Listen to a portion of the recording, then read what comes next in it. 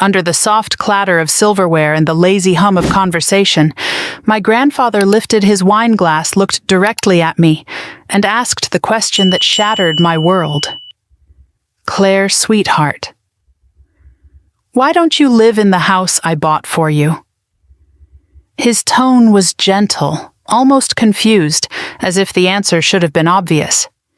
My fork slipped from my hand and hit the plate with a sharp clang. I felt every pair of eyes at the table shift toward me. My parents stiffened. My sister, Melissa, froze, and even her husband's chewing slowed to a halt. My pulse hammered against my ribs. "What house?" I whispered. The room went unnaturally still. I didn't receive any house. Grandpa's smile faltered as he turned toward Melissa. And that was the moment she bolted chair-scraping, napkin-falling heels clattering across the hardwood, leaving behind a silence so suffocating it felt like the whole family had been caught under a collapsing roof. I didn't remember walking to my car after dinner. One second I was sitting there absorbing the shock of Melissa fleeing like she'd seen a ghost, and the next I was gripping my steering wheel in the driveway of my small rental, still hearing Grandpa's words looping in my head. "Why don't you live in the house I bought for you?" None of it made sense. I had just moved back to Oregon after a year in Seattle, a year spent licking the wounds of a divorce I hadn't seen coming. And in all that time, not once had anyone in my family mentioned a house. Not my parents, not my sister, not Grandpa. No one.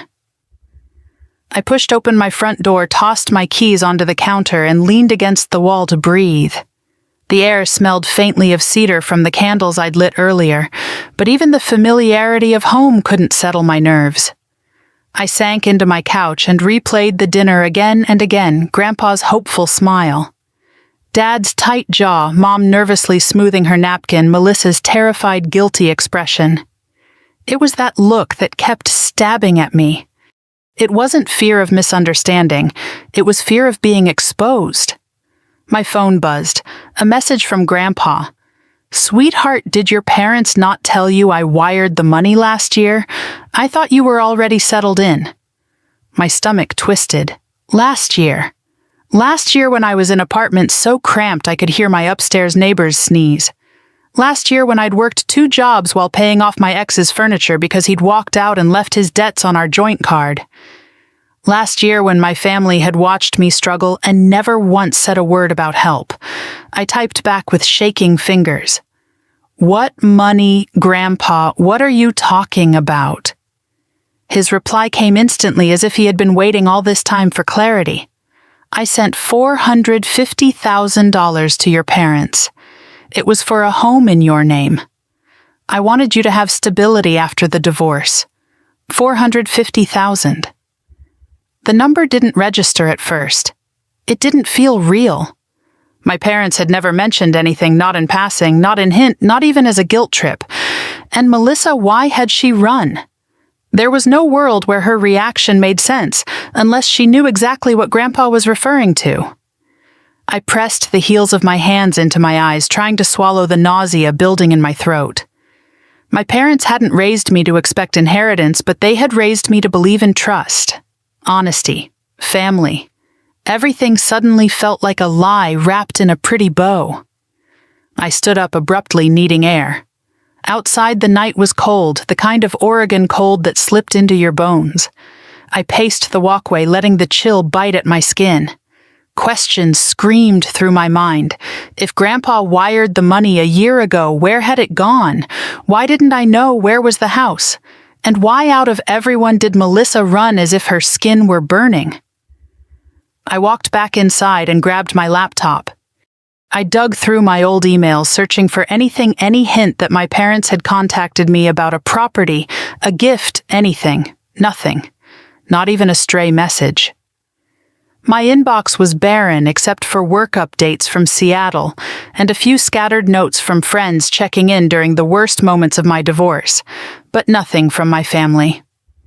My phone buzzed again. This time from my mother. "Can you come by tomorrow? We should talk." I stared at the message. No apology, no explanation, just a gentle nudge, the same tone she used when she wanted to smooth something over without addressing the real issue. For 25 years, that tone had worked on me. It didn't work tonight. I needed answers, and the only person I trusted to give them was Grandpa.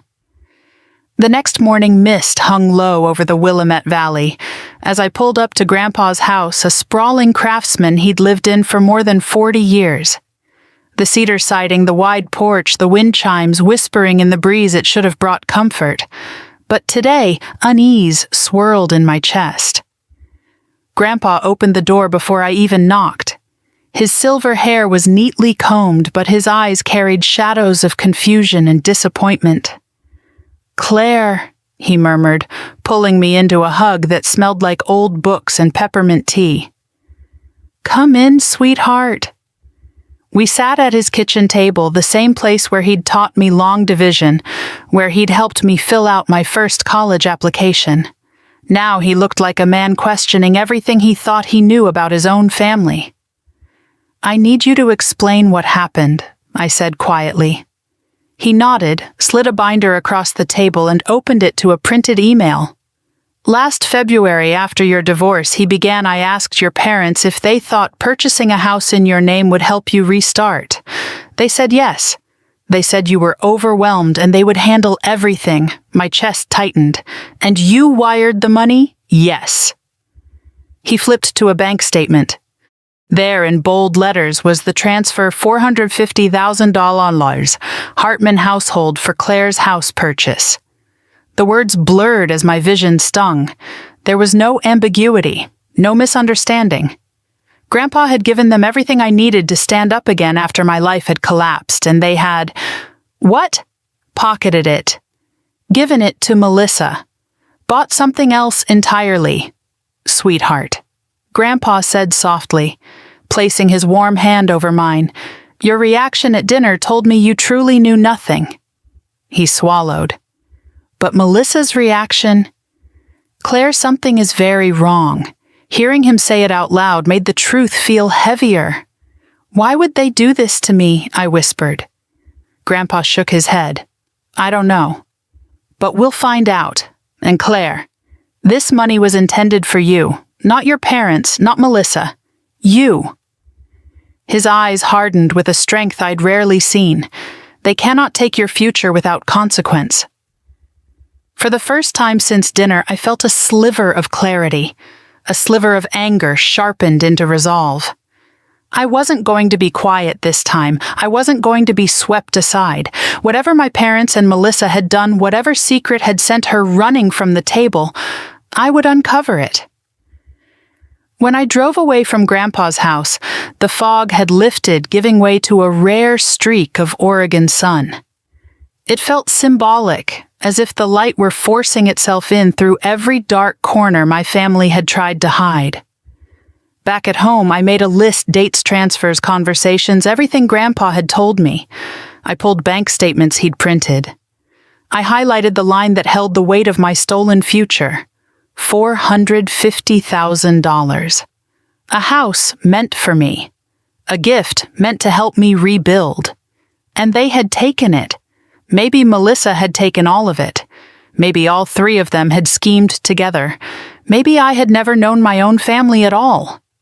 My phone buzzed again. "This time, Melissa, we need to talk. Please, don't be angry. I can explain." I stared at the message, my pulse steady, my breath surprisingly calm. I typed one sentence, "Then start talking." She didn't respond. But it didn't matter. Because for the first time in my life, I wasn't waiting for someone else to define the truth. I was going to find it myself. And once I did, I would take back everything they stole from me, including the house, the trust they shattered, and the respect I should have had all along. I woke the next morning with the same heaviness in my stomach that had kept me awake most of the night. I brewed coffee I couldn't taste, got dressed without knowing what I put on, and drove to my parents' house, feeling like I was walking into a storm everyone else had prepared for, except me. Their neighborhood in Lake Oswego had always looked peaceful, perfect lawns, trimmed hedges, driveways glistening from early sprinklers. But that morning it all felt staged, a backdrop for a family pretending everything was fine. Mom opened the door before I could knock, as if she'd been waiting right behind it. Her eyes were puffy, though she tried to hide it with a quick smile. "Claire, honey, come in." I stepped inside and the air hit me immediately, too warm, too sweet, the smell of cinnamon rolls she baked whenever she wanted to smooth over conflict. I'd fallen for that tactic as a kid. I wasn't a kid anymore.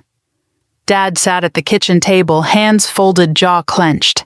He didn't get up, didn't smile, just nodded stiffly like he was greeting a tax auditor rather than his daughter. Melissa wasn't there. "Sit, sweetheart," Mom whispered, placing a plate in front of me. I didn't touch it. Dad didn't bother pretending. I rested my palms on the table. "Where is Melissa?" Mom's mouth twitched. "She didn't sleep well. She's resting." "She ran out of dinner like she was caught doing something," I said quietly. Why Mom and Dad exchanged a look, one of those silent marital glances that carried paragraphs. They'd done that my whole life whenever the topic was uncomfortable or when Melissa was involved. For years I'd taken it as a sign of their closeness. Now I saw it differently, a secret language I wasn't allowed to understand. Dad cleared his throat. "Claire, let's not start with accusations. I'm asking a question," I corrected. "Why did she run?" Mom let out a trembling breath. "This isn't about Melissa. It seems very much about Melissa, Mom."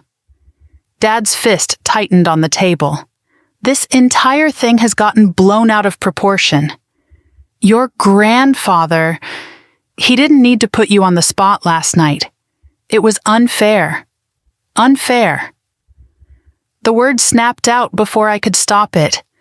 Unfair is hearing for the first time in my life that someone bought me a house and you never told me. Mom flinched as if I'd hit her. Dad's jaw pulsed. Neither spoke. I leaned back slowly. "Grandpa sent the money last year. $450,000. For me. For my home. Why didn't you tell me?" Silence settled thick and suffocating. Mom wrung her hands. Dad looked at the counter instead of me. And that hesitation was all the answer I needed. They weren't confused. They weren't innocent. They were guilty. "Say something," I whispered. Mom swallowed hard. "Claire, you were going through so much. The divorce, the move to Seattle. You were barely functioning. We thought you needed space, not pressure." "Pressure?" I laughed under my breath, incredulous. Buying a home meant to help me was pressure. "We didn't want you to feel indebted," Mom insisted weakly. And Dad added, "We thought you wouldn't stay in Oregon. We thought it made more sense to hold on to the funds until you were settled." My skin prickled. They were lying, both of them. "Then why didn't you tell me?" I asked again. Mom's lip trembled. "We didn't want to overwhelm you, sweetheart." Overwhelm, divorce, stress. Their excuses piled higher with every breath. But none of it explained why Melissa had run away like a criminal. "Where is the money now?" I asked carefully. Dad's expression hardened. "That's not your concern." "Yes, it is." "Claire." His tone sharpened. Dad's authoritative voice, the one that shut down conversations. "This isn't about money. This is about family."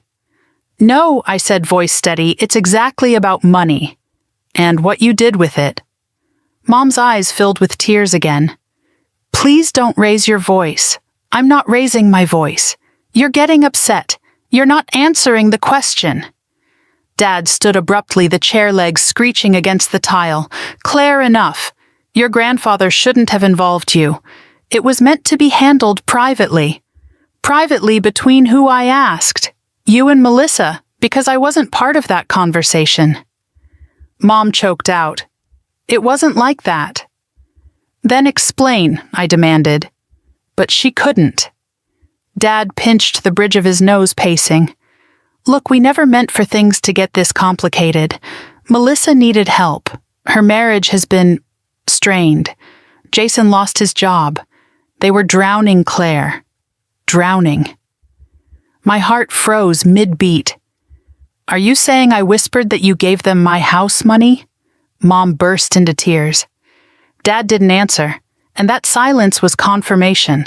Hot, sickening confirmation. I pushed my chair back, breath shaking.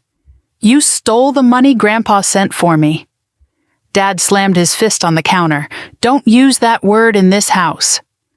What word, stole? Because that's what this is. It was a temporary solution, Mom pleaded, reaching for me. I pulled away. We were going to fix it. We just needed time. A year, I said coldly. You had a year. Dad stepped closer, lowering his voice. Melissa needed that home, Claire. She and Jason were in trouble, and I wasn't, my voice cracked. When Jonathan left when I was selling my furniture just to break even when I could barely breathe, did you think I didn't need help? Mom's tears spilled. You've always been stronger. There it was, the original wound, the family script. You've always been stronger. I'd been hearing it since childhood, whenever Melissa got her way, whenever she was excused, whenever I was told to give up my turn, my chance, my space. You're older, Claire. You're stronger. Let your sister have this. But this wasn't a toy. This wasn't a dress. This was a home, my future, my stability. Melissa is fragile, Mom whispered. You know this. I know she's manipulative, I whispered back. And you let her be. Dad's face reddened. Don't you dare speak about your sister like that. Then tell me why she ran from the table last night. Mom hiccuped. She panicked. Because she knew I said. She knew Grandpa had given the money to you for me. She knew the house was supposed to be mine. Neither of them denied it. Mom wiped her eyes.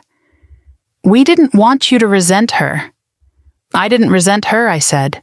But I think I do now. Dad exhaled sharply, frustrated. You don't understand the full situation. Then explain it. He opened his mouth but closed it again. I stared at them both. Unreal. Absolutely unreal. I stood and grabbed my purse. Mom scrambled up. Claire, please don't leave like this. We can fix this. How I demanded. You spent the money. You bought the house for Melissa. You lied for a year. You let me believe I was on my own.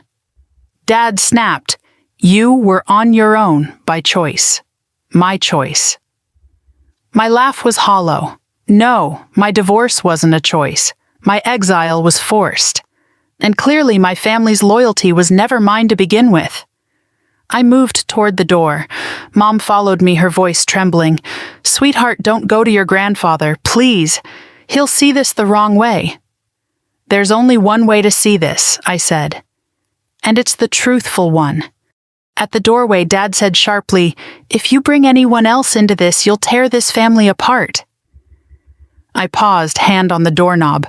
Then I looked back at him. The man who raised me, protected Melissa, and sacrificed me. I said quietly, Dad, you already tore it apart. I'm just finally looking at the pieces. I stepped outside and closed the door behind me. The air was cold, but it felt cleaner than anything inside that house. As I walked to my car, one final thought crystallized sharp and undeniable. If they'd lied about something this massive, what else had they been hiding? Why had they chosen Melissa over me so easily? What did they fear would happen if the truth came out? I started the engine, heart pounding with clarity I hadn't felt in years. This wasn't a misunderstanding. It was betrayal. And I was done pretending otherwise. Tomorrow I would meet with someone who could help me answer every question they refused to a lawyer. The kind who didn't care about keeping families comfortable, only about uncovering the truth. If my family wanted me to stay quiet, they had underestimated the daughter they raised to be strong. I wasn't strong because I had to be. I was strong because they never left me another choice. The law office was smaller than I expected. Plain beige walls, a row of certificates in matching frames, and a receptionist whose voice was so soft I had to lean forward just to hear her ask me to sign in. But despite the simplicity of the place, something shifted inside me the moment I walked in, something like the first inhale after breaking the surface of deep water. Relief mixed with fear, certainty tangled with doubt. I wasn't used to fighting for myself. I wasn't used to being the one who pushed back instead of folding. But I also wasn't used to having $450,000 stolen from me. The receptionist pointed me toward a door at the end of the hall. "Ms. Hartman, Attorney Caldwell is ready for you." I wiped my palms on my jeans before twisting the handle. Attorney Sophia Caldwell looked nothing like the sharp, severe lawyers I'd imagined. She was maybe in her late 40s, wore a burgundy sweater instead of a blazer, and had a warm, steady expression that made me feel safer than I had in days. Her desk was stacked with neat piles of papers, and she motioned for me to sit in one of the 2 chairs across from her. "You must be Claire," she said, adjusting her glasses. "Your grandfather called ahead. He said you might be stopping by." Of course he did. Grandpa wasn't one to wait for things to resolve themselves. "Yes," I said, sitting. I think I need help. That's usually why people end up in this chair." She gave me a small smile. "Why don't you tell me what's going on?" I took a breath, steadying myself as I opened my folder, the one Grandpa and I had filled the night before with printouts of emails, bank transfers, and dates highlighted in yellow. "My grandfather wired $450,000 to my parents last year," I began. "The money was intended for me for a house specifically. He thought it would help me after my divorce, but I never knew about it. My parents never told me. And now?" Sophia waited, pen poised. "Now I believe they used the money to buy a house for my sister instead, a house in her name. And they didn't tell me because they didn't want me to know." Sophia wrote something quickly, then met my eyes. "Did your grandfather specify in writing that the money was meant for you?" "Yes." I slid the printed email across the desk. "Here." He emailed my mom saying the funds were for Claire's house purchase only. And here I slid the bank statement. The memo line reads, "For Claire's home purchase, Lake Oswego area." Sophia nodded. "That's very clear." "And your parents acknowledged receipt of the funds?" "Yes." My mom replied, "We'll handle everything." But apparently they handled everything except giving me what was mine. Sophia drummed her fingers lightly, thinking, "Do you know if the house your sister lives in was purchased around the same time?" "It was," I said, feeling anger reheat inside me, "last February. And she lives in the house now, although she didn't admit it last night." Sophia paused. "And you have reason to believe the funds your grandfather intended for you were diverted to that property?" "I don't have direct proof yet," I admitted. "But the dates line up. Melissa's reaction last night was not innocent. And my parents couldn't explain anything without contradicting themselves." "Understood," she said gently. "This is very serious, Claire. Misusing funds designated for someone else, especially under documented intention, can be considered conversion or civil theft. There are also potential fraud implications." The words made the air feel heavier. "Fraud," I repeated under my breath. "Yes. A court would look at the written intention, the transfer, and the outcome. If the money was meant for you but was used to purchase an asset in someone else's name, that's misappropriation." I swallowed. "So what do I do?" "We need evidence," she said. "Documents, deeds, financial records." "But the foundation is strong. Let's start with what we can confirm." She clicked her keyboard and pulled up an online property search. "You said your sister's house is in Lake Oswego?" "Yes, on Alder Lane." Sophia typed the address. My breath caught when the property page appeared. The deed belonged entirely to Melissa Hartman. No mention of my parents' names, no mention of joint ownership, no mention of a loan co-signer, although there was a lien indicating a home equity loan had been taken out shortly after the purchase. My pulse pounded. They refinanced it. "Looks like it," Sophia said. "That suggests they used it as collateral for something." "Do you know what?" "No," I whispered. But Melissa always had debt issues. She and Jason, my voice trailed. Sophia clicked through a few more screens, then sat back. Claire, I want to be honest. We can build a strong civil case, especially with your grandfather's documentation. But before we file anything, I suggest you gather as much information as possible quietly. Don't confront them again. Don't accuse them directly. Just observe. I nodded. I understood. But inside me, emotions churned: anger, betrayal, confusion, fear. How had my own family orchestrated something like this without guilt eating them alive? Sophia continued, "You also need to prepare yourself mentally. These cases are painful. When family is involved, it rarely stays clean. People will get defensive. They may try to frame you as ungrateful or dramatic." A sad, humorless laugh escaped me.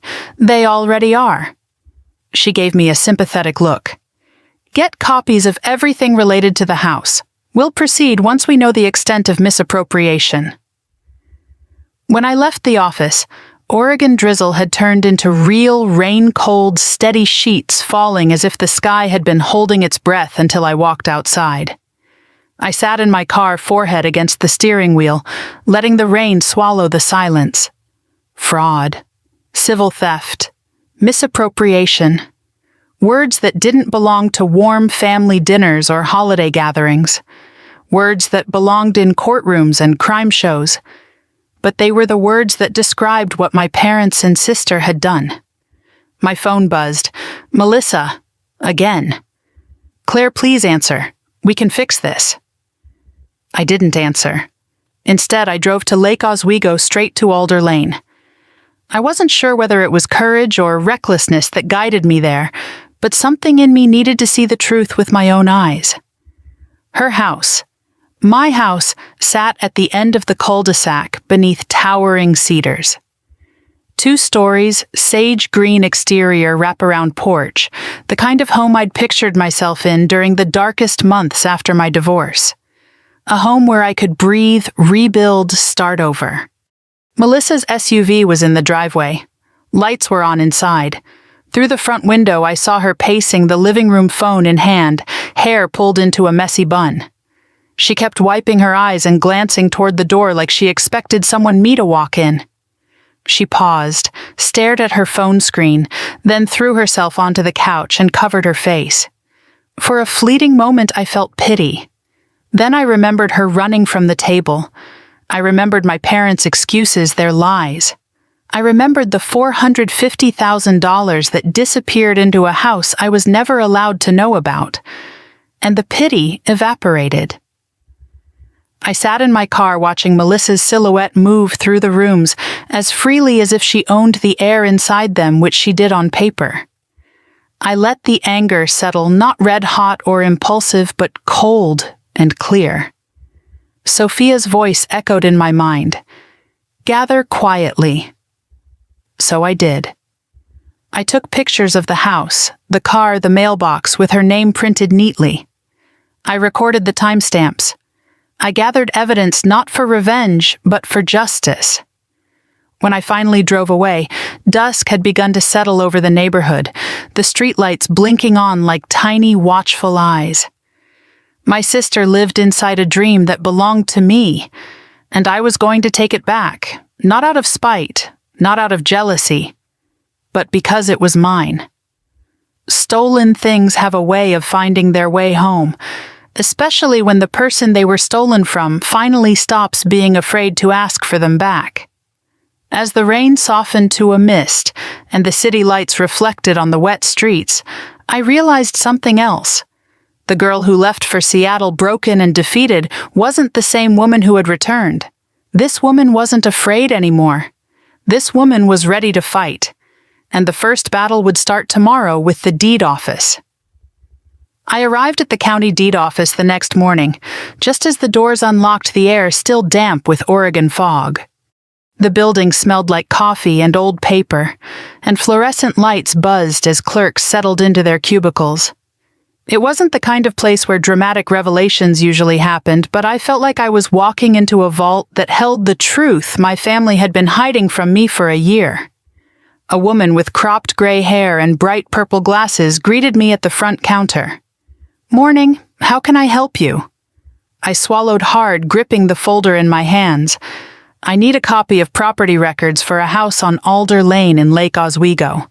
Specifically, I need the purchase details and the title history." She nodded, typing quickly.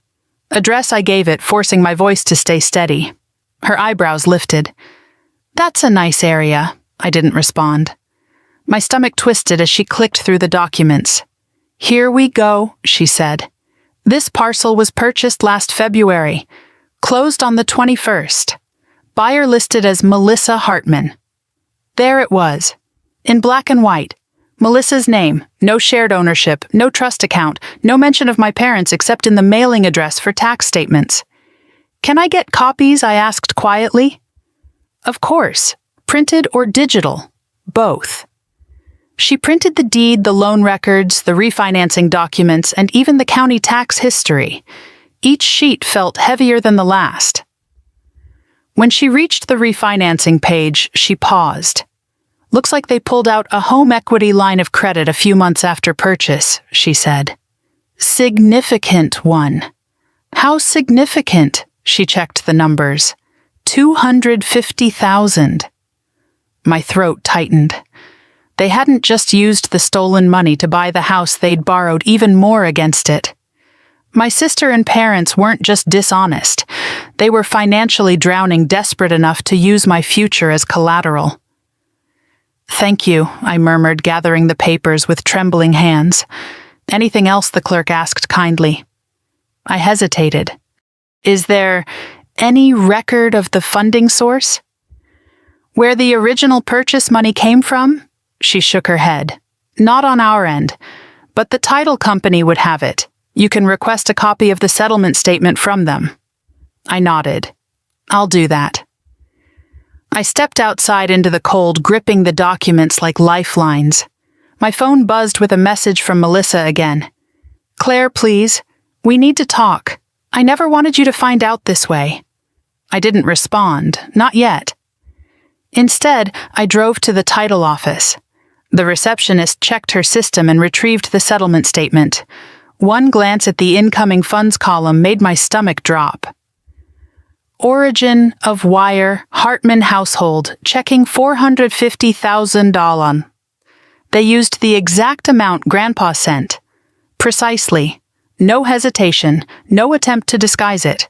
My name appeared nowhere, not as purchaser, not as beneficiary, not even in side notes.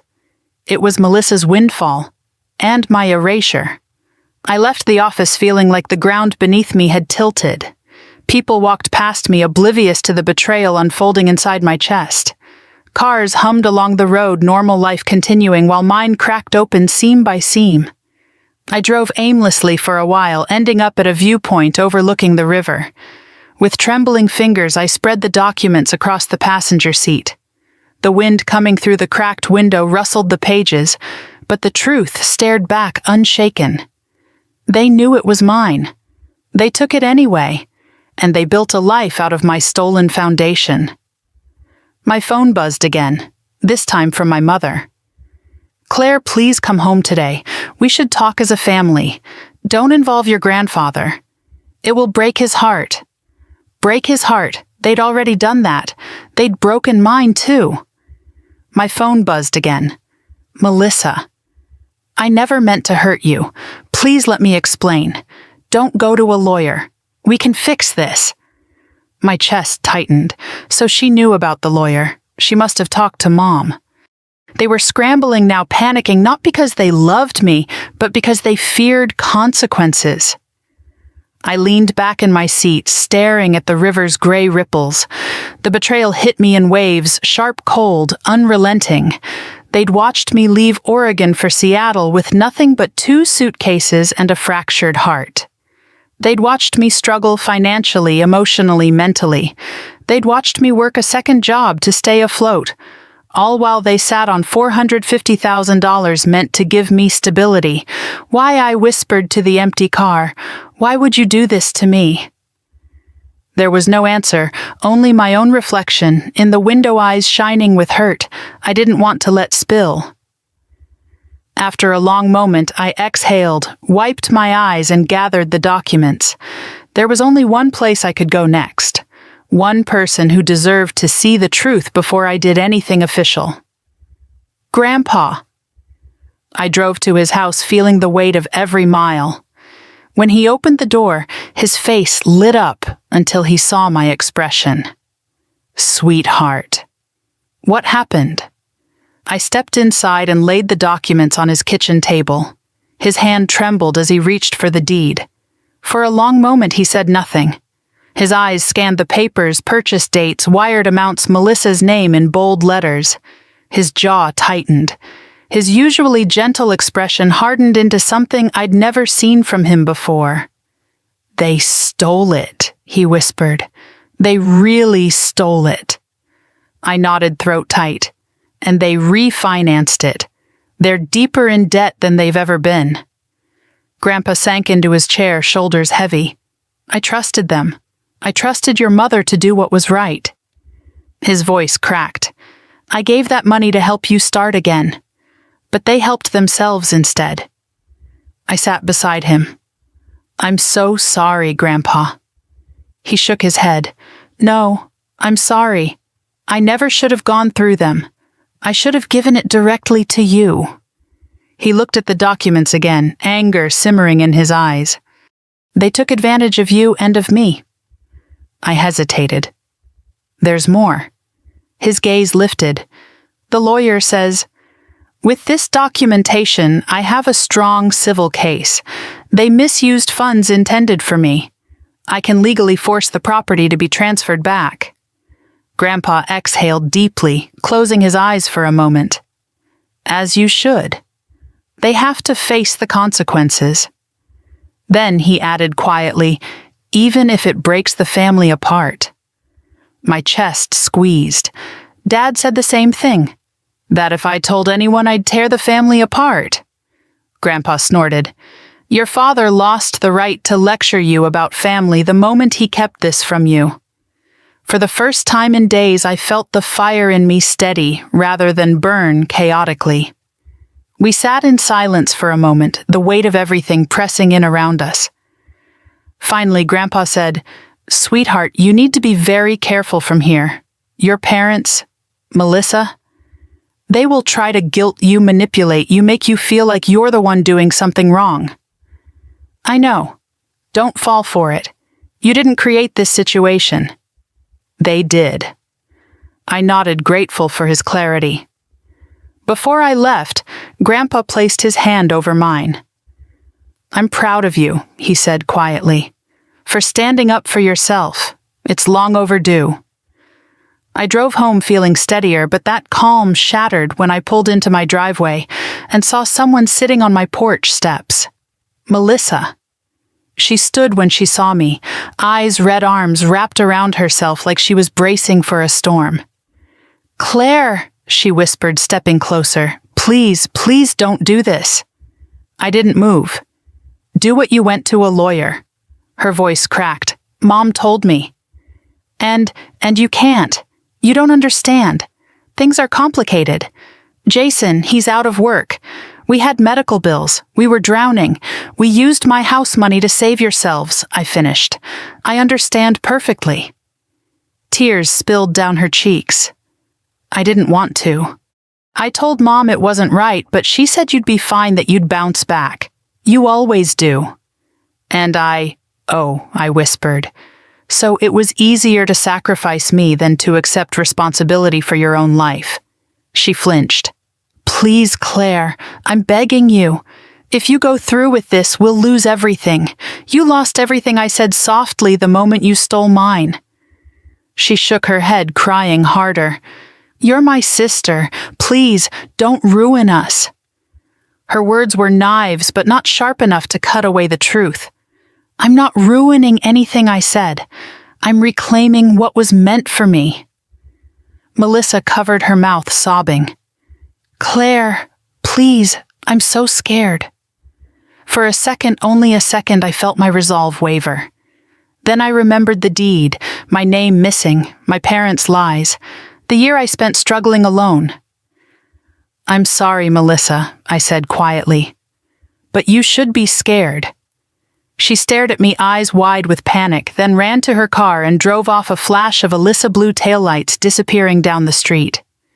I stood there on my porch, the cold wind whipping around me, my heart aching yet unshaken. There was no turning back. My family had crossed a line that could never be uncrossed, and I was done paying the price for their choices. I didn't sleep that night. Every time I closed my eyes, my mind replayed Melissa's tear-streaked face on my porch, begging me not to ruin the family, as if she hadn't already torn it apart long before I ever walked into a lawyer's office. I lay awake until dawn, staring at my ceiling, listening to the rain tapping restlessly against my window, like it was urging me forward.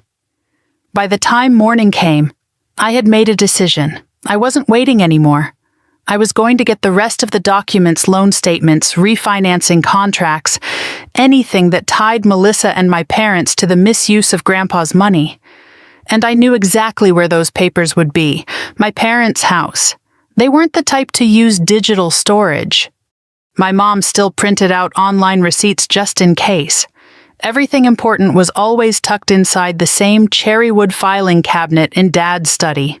And since Melissa's panicked reaction last night told me they were scrambling, I knew I had a small window before they tried to hide or destroy anything. I dressed, grabbed my keys, and headed out while the world was still foggy and half asleep.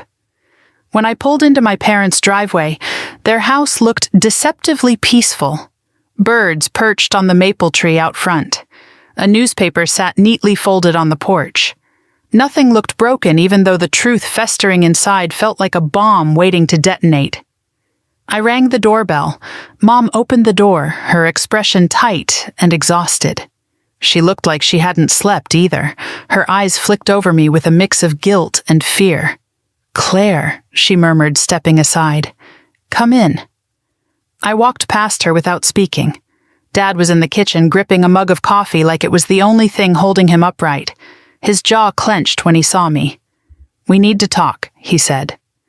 "We will," I replied, "after I get what I came for." He frowned. "What does that mean?" "I want the documents," I said calmly. "The refinancing paperwork, the settlement statements, any contracts you or Melissa signed regarding the Alder Lane property." Dad slammed the mug onto the counter, coffee sloshing over the side. "Absolutely not." Mom flinched. "Please, both of you, let's not start like this." I looked at her. "Mom, you can either give me the documents or I'll subpoena them. Your choice. But one way or another, I'm getting them." Her face crumpled.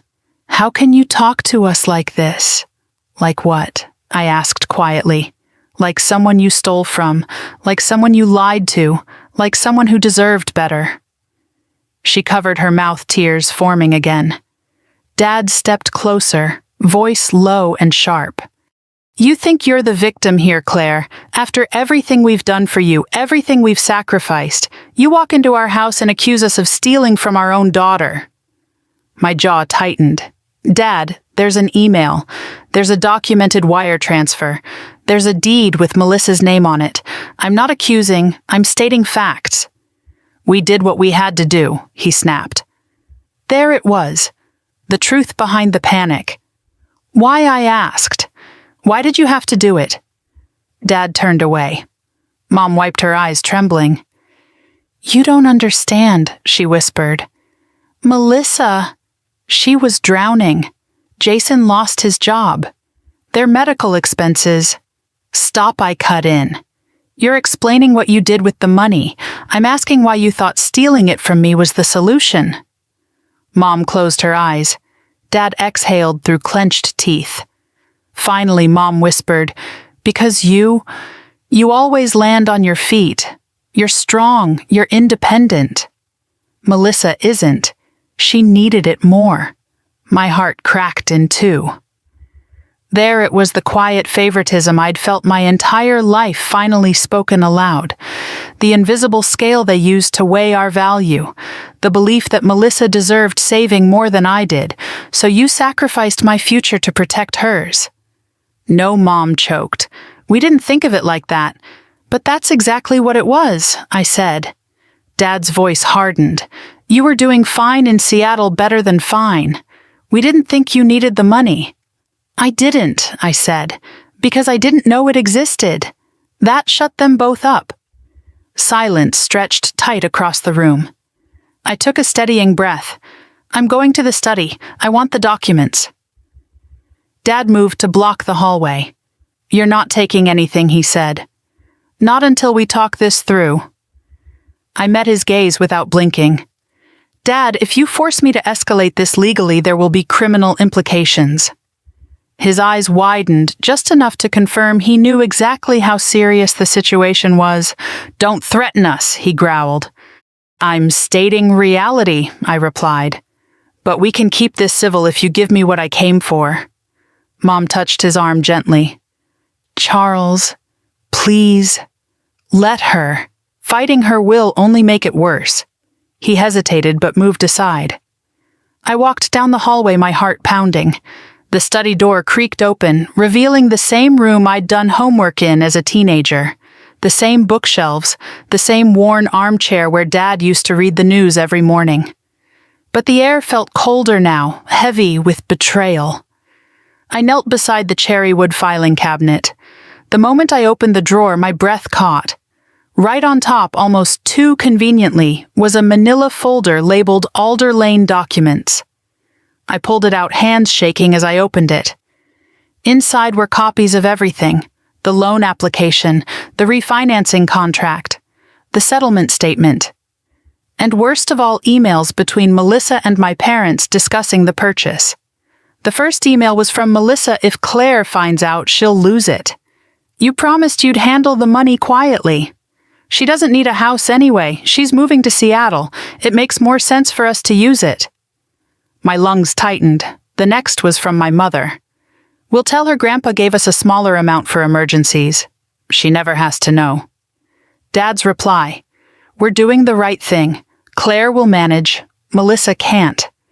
For a moment I couldn't breathe. My own family had considered me unnecessary, disposable, an afterthought. I scanned the papers quickly, taking photos of everything. Then I placed the folder back exactly as I'd found it. When I stepped out of the study, Mom and Dad were waiting in the hallway. Mom's eyes widened when she saw my expression. Claire, please, we were desperate. Dad looked defiant, not remorseful. We had to prioritize the child who needed the most help. My voice was steady, even though everything inside me was collapsing. You prioritized the child who shouted the loudest, I said. Who manipulated you? Who let you believe she was helpless? Dad bristled. Melissa has struggled her entire life. And I haven't, I asked. You didn't see me struggle because I didn't make you watch. Mom stepped forward, reaching for me. Sweetheart, I flinched backward. No, I whispered. You don't get to call me that right now. The hurt in her face was instant, but I didn't apologize. Not this time. I walked toward the door. Dad's voice followed me. If you take legal action, Claire, we may never recover from this. I paused with my hand on the doorknob. You should have thought about that, I said quietly, before you stole from me. I left without looking back.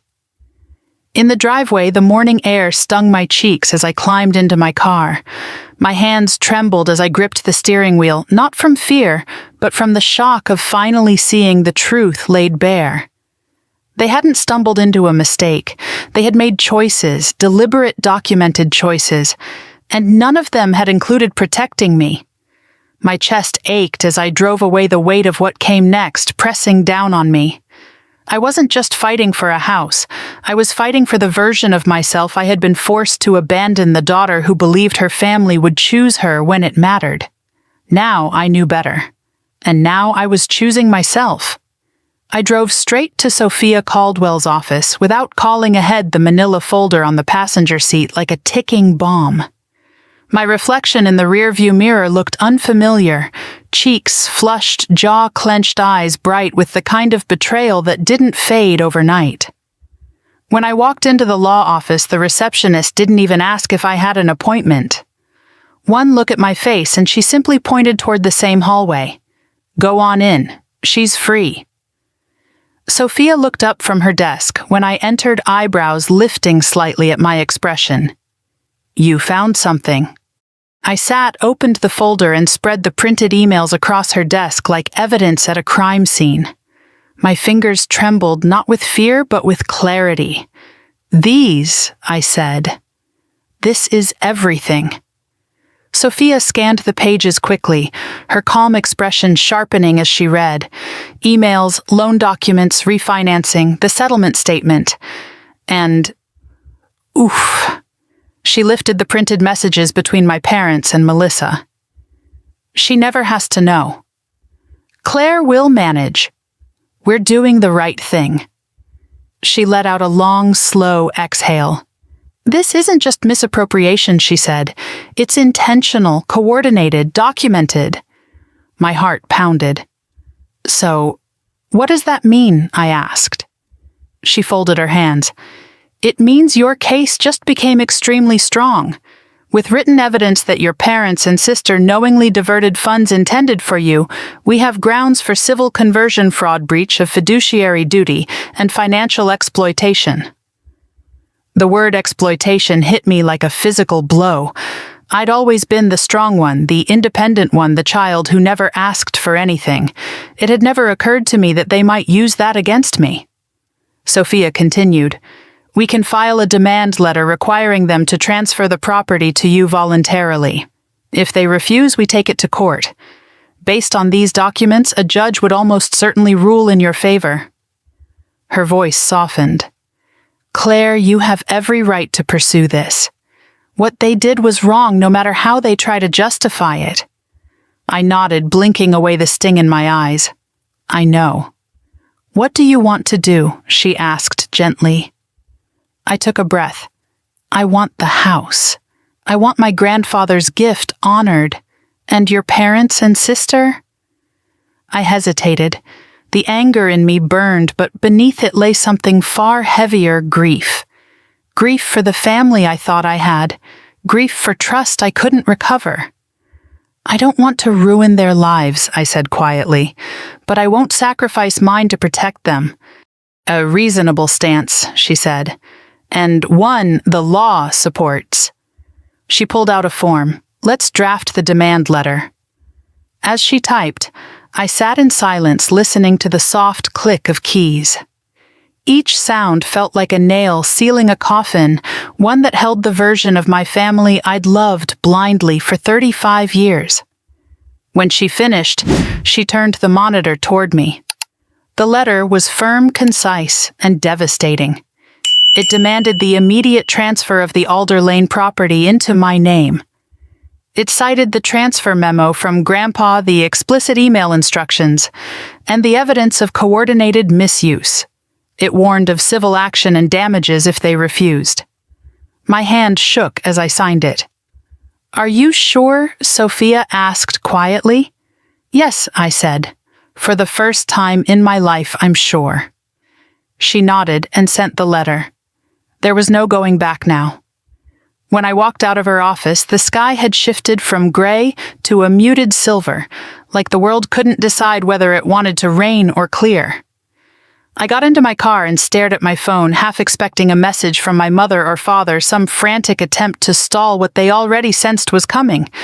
But instead, my phone buzzed with a number I didn't recognize. I answered cautiously. "Hello." A shaky breath came through the speaker. "Claire." I froze. It was Jason, my brother-in-law. He sounded exhausted, his voice frayed at the edges. "Jason, why are you calling?" He let out a sound that wasn't quite a laugh. "Because things are bad. Worse than you know." I swallowed tension coiling in my stomach. "I know about the house. I know what they did." "No," he said quickly. "There's more. More than Melissa told you. More than your parents know." Cold washed through me. "What do you mean?" There was a long pause. I could hear him moving, maybe pacing. Finally, he said quietly, Can you meet me later, somewhere neutral? Somewhere Melissa won't follow. Alarm bells rang in my head. Why me, I asked. Because... His voice cracked. Because I think I owe you the truth. And after this, I don't know where my marriage is going. But you deserve to know everything. My pulse quickened. Jason, are you in danger? No, he said. Not physically. But everything is about to fall apart. And you should hear it from me before someone else tries to twist it. I closed my eyes. Where Riverbend Park, the North Bench, 5 o'clock. The line went dead. I leaned back in my seat, trying to steady my breathing. Jason wasn't dramatic. He wasn't emotional. He was a quiet, steady presence who rarely raised his voice or inserted himself into conflict. For him to call me not my sister, not my parents, meant something enormous was boiling beneath the surface. Something Melissa had kept hidden even from Mom and Dad. Something tied to the house, or the loan, or maybe something even darker. I left early. I couldn't sit still at home with my thoughts racing. I parked near the river and walked toward the North Bench, the Willamette River flowing quietly beyond the trees. The wind carried the scent of wet pine and distant rain. Jason arrived 10 minutes late, looking like he hadn't slept in days. His hair was uncombed, his eyes were rimmed red, his clothes hung loosely on him as if he'd lost weight quickly. Claire, he said, sinking onto the bench. I sat beside him, unsure of what to expect. What's going on? He rubbed his hands together. Melissa didn't tell you everything. She didn't tell your parents everything either. And before this explodes, I want you to hear the truth. He paused, gathering himself. Then he said, the home equity loan wasn't used to pay off our debts. A chill crawled up my spine. Then what was it used for? I whispered. He let out a shaky breath. A business venture. One that failed, horribly.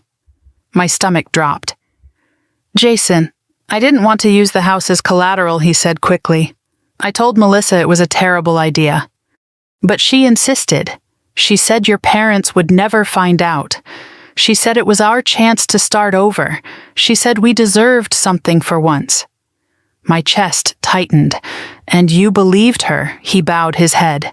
I believed in us. And we lost everything, every dollar. The investment collapsed 2 months ago. And now the bank is pressuring us. We're behind on payments. They're threatening foreclosure. Foreclosure. On my house. The house bought with my grandfather's money. A hot wave of anger surged through my chest, but Jason kept speaking, almost desperate now. I told her to come clean, he said. I begged her. But she refused. She said your parents would blame her. She said you would hate her forever. She said if the truth came out, our marriage wouldn't survive. He looked at me, defeated. She wasn't wrong. We sat in silence, the wind rustling the trees above us.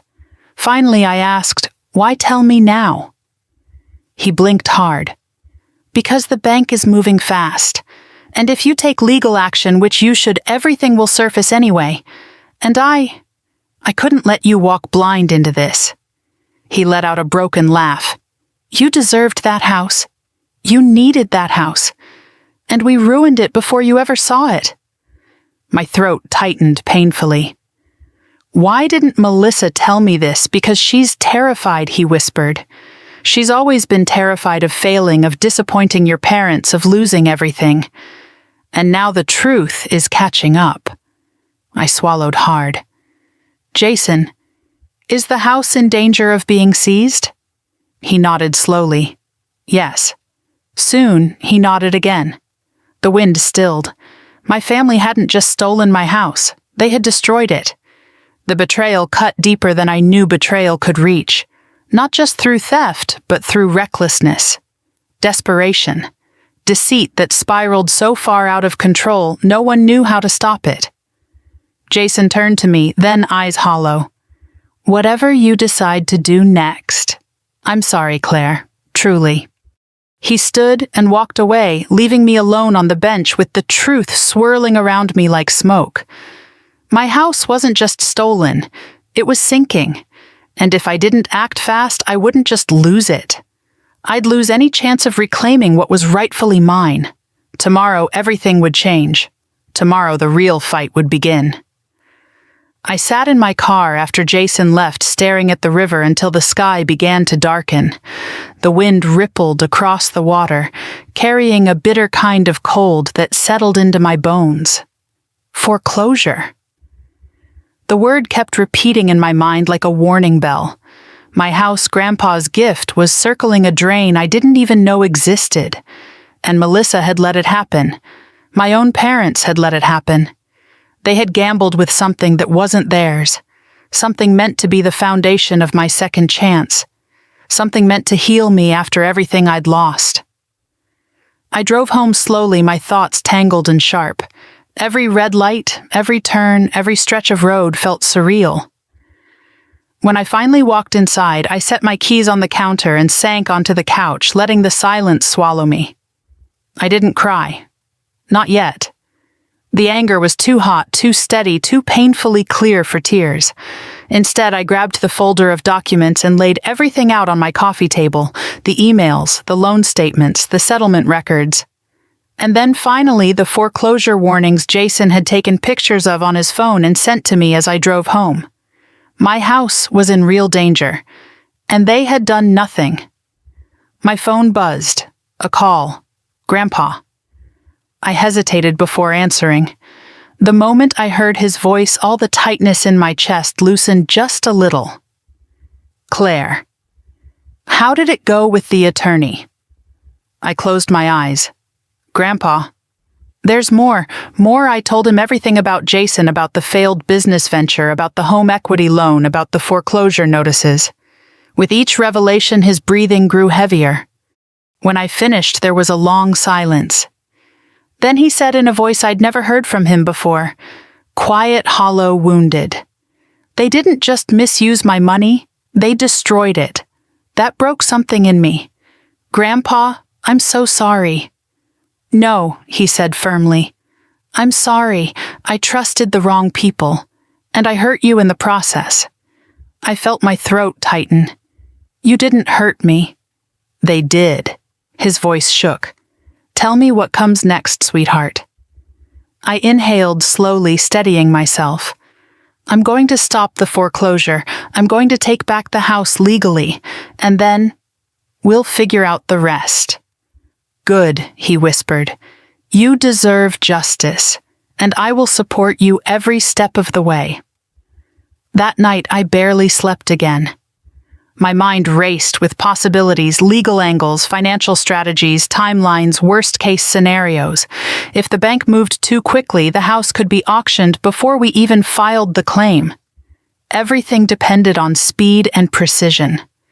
By morning, I was running on determination alone. I drove straight to the bank, listed on the loan documents, the folder clutched under my arm. The building was sleek, modern, almost cold. Inside, the lobby smelled like polished floors and printer toner. A man in a navy suit approached when I stepped inside. Welcome. How can I assist you today? I need to speak with someone about a property in foreclosure, I said quietly. Urgently. His expression shifted professional concern mixed with curiosity. Of course. Right this way. He led me to a glass-walled office where a woman in her early 50s sat behind a desk covered in financial reports. She looked up as we entered. This is Ms. Hartman, the man said. She has questions regarding a foreclosure case. Her eyebrows arched. A Hartman, which property? Alder Lane. I said, my voice barely above a whisper. Her face changed instantly, recognition, mixed with something else. Something like pity. Please sit. I did. First, she said softly, I'm sorry you're dealing with this. The situation on that property is complicated. I'm aware, I said, but I need to know exactly how much time we have and what options exist. She nodded and pulled up the account records on her screen. The loan is severely delinquent, she said. Multiple missed payments. And the refinance was ambitious. Ambitious. A polite word for reckless. How soon until the house is seized? I asked. She hesitated. The final notice goes out next week. If nothing changes, the property will be scheduled for auction in approximately 30 days. My breath left me in a slow, cold wave. 30 days. Only 30 days before my house was gone forever. Is there anything that can stop the foreclosure payments? She said. A full reinstatement or proof of pending legal action that establishes contested ownership. I straightened. So, a legal claim could delay the foreclosure. Yes, not permanently, but long enough to resolve ownership. Hope flickered faintly inside my chest. Ms. Hartman, she added gently, are you aware that you are not the legal owner of the property? I'm aware, I said. But I have evidence proving the money used to purchase the home was mine, not my parents', not my sister's, mine. She studied me for a long moment, something shifting behind her eyes. Then you have every right to fight for it, she said quietly. Families. They make mistakes, some bigger than others. But if the home was intended for you, you should not lose it because of someone else's choices. The kindness in her words almost undid me. What do I need to provide? I asked. Proof, she said. Documents. A demand letter.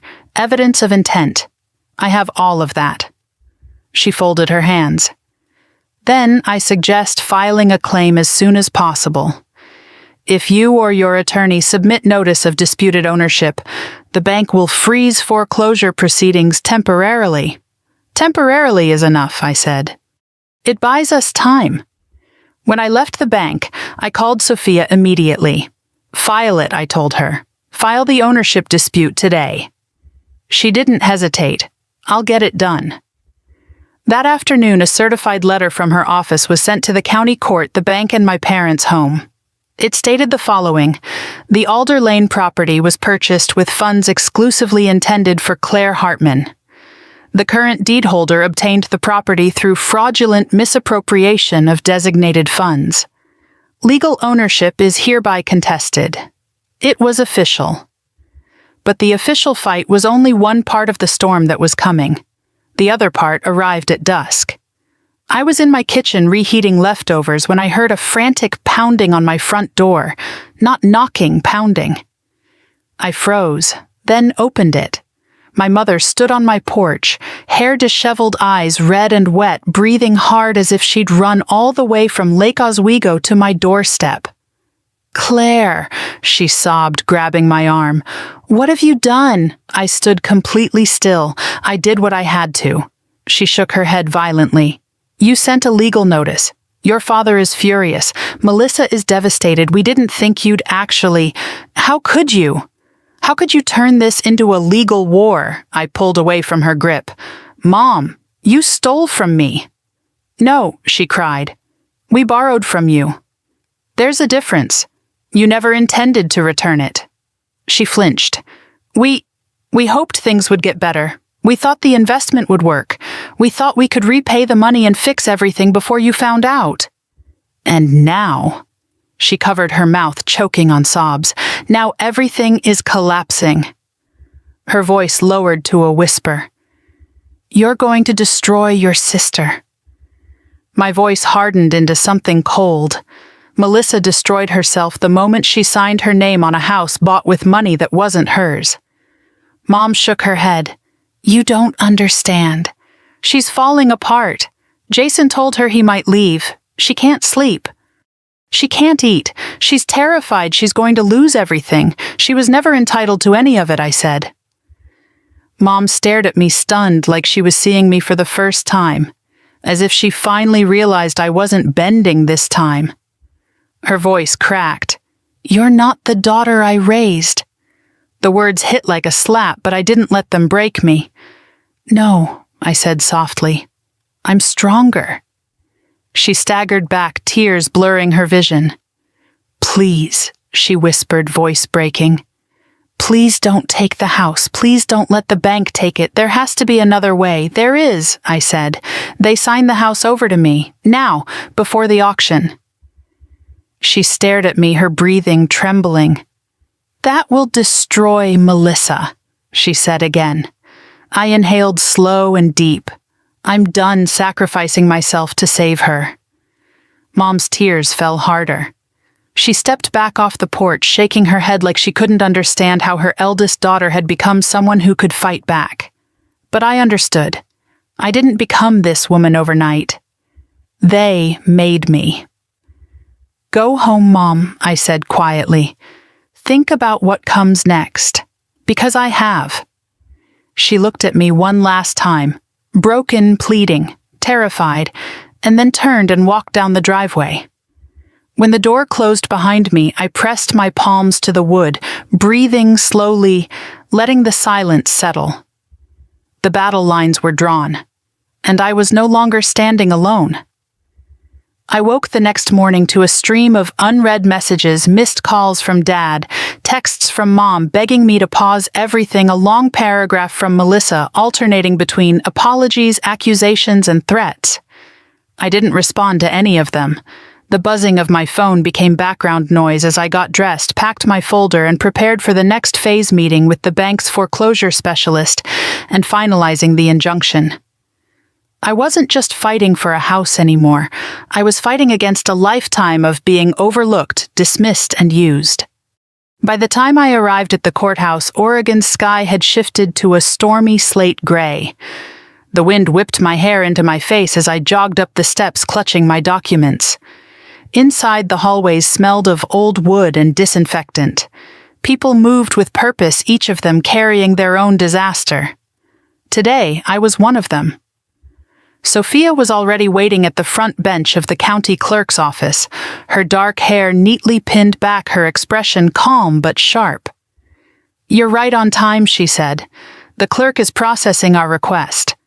"What happens next?" I asked, trying to sound braver than I felt. She handed me a copy of the injunction request. "Once this is filed, the foreclosure is legally paused. It buys us significant time." I exhaled, the relief washing over me. One hurdle down, dozens more ahead. But I wasn't alone, not anymore. The clerk called Sophia's name. Papers were stamped, signatures exchanged, and just like that, the Alder Lane property was frozen. Safe. For now. As we walked outside, Sophia said I'd recommend a forensic accountant next. We need the paper trail to be airtight. My stomach clenched. This was becoming bigger than I'd imagined. More formal, more public, more real. "Do we have to?" I asked. "If we want to ensure the house is transferred and protected," she said yes. I nodded. "Okay, let's do it." But as I walked toward my car, a figure stepped out from behind a pillar. Dad. He looked older than he had 2 days ago, the strain etched into the lines around his mouth and eyes. His expression was a mixture of anger, exhaustion, and something else, something like heartbreak. "We need to talk," he said. I stiffened. "I don't think we do." "Yes," he said firmly, "we do." He glanced at Sophia. "Alone." She raised an eyebrow at me. "You don't have to talk to him." I inhaled slowly. "It's fine. I'll be okay." She nodded. "Call me if you need anything." When she walked off, Dad stepped closer. "Claire," he began, "do you have any idea what you've done?" My jaw clenched. I protected myself. "Something you should have done for me."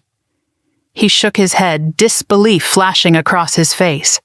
"Do you think the bank cares about your injunction? They'll still pursue us. They'll still come after us for the unpaid loan. Your actions didn't solve anything. They escalated everything." I crossed my arms. "Good. Maybe consequences will finally teach you something." His voice dropped low and bitter. "You sound just like your grandfather. That's a compliment." He exhaled sharply, nostrils flaring. "You are tearing this family to pieces." I stepped closer, meeting his eyes without flinching. Dad, the family was already torn the moment you chose Melissa over me. I'm just refusing to go along with the lie." I turned to leave, but he grabbed my arm, not hard, but firmly enough to make me stop. "I did what I thought was right," he said. "I did what any father would do." I pulled my arm free. "Then you're a father to one daughter only." The words hit him like a blow. His mouth parted, but no sound came out. His shoulders sagged. For the first time since this started, I saw the truth. He wasn't just angry. He was ashamed. And he didn't know what to do with that. I walked away without waiting for a response. Some part of me expected him to call out after me, but he didn't. He let me go. When I got home, I expected to collapse. Instead, I found something on my porch, a box, no label, no note, just my name written in Melissa's handwriting. My fingers trembled slightly as I opened it. Inside were several items, small, old, worn. A framed photo of us as kids standing knee-deep in the Columbia River holding hands. A friendship bracelet I made her when I was 10. A seashell necklace she bought me during a family vacation. A folded program from my high school graduation with Melissa's doodles on the back. At the bottom was a letter. I sat on the porch steps and unfolded it, bracing myself.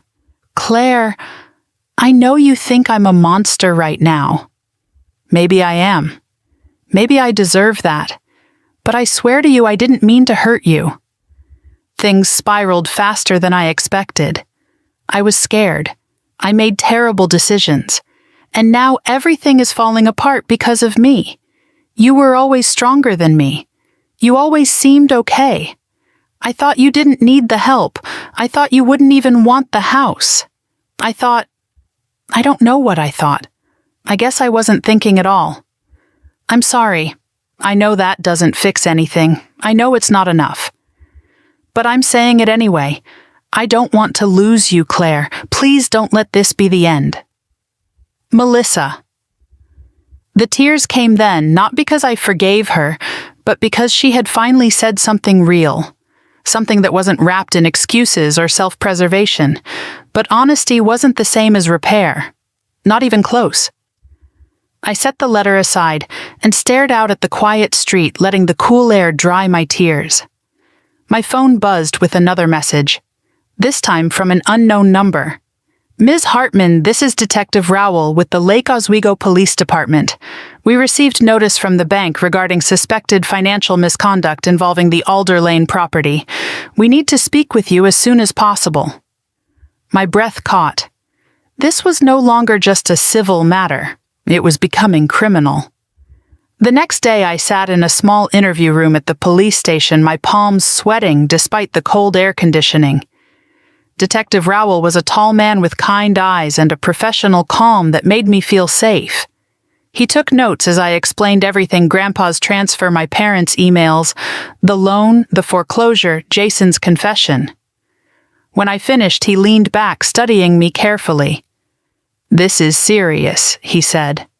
"Very serious. The misuse of designated funds, the forged explanations, the refinancing, they create a pattern of deception. Depending on evidence, charges could range from fraud to financial exploitation." My stomach twisted. "I don't want them arrested." He nodded. "But you do want the truth acknowledged." "Yes." "And the house restored to you." "Yes." He folded his hands. "Then you may need to testify if this moves forward. Family cases are always complicated, but your documentation is strong." I left the station feeling like I'd been hollowed out. The weight of everything sat heavily on my shoulders. The legal battle, the foreclosure, the broken pieces of my family scattered across the last few days. When I got home, Grandpa was sitting on my porch steps, hands folded in his lap, waiting for me. I sat beside him, resting my head on his shoulder the way I had when I was a little girl. "You did the right thing," he said softly. "I don't feel like I did." "Doing the right thing," he replied, "rarely feels good when it involves people we love." I swallowed hard. "I don't know if I can forgive them." "You don't have to," he said gently. "Forgiveness is not the same as surrender.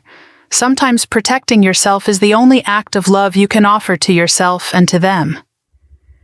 We sat in silence for a long moment, watching the sky dim into twilight. Finally, Grandpa said, "You're stronger than you know, Claire. But strength doesn't mean you have to go through this alone."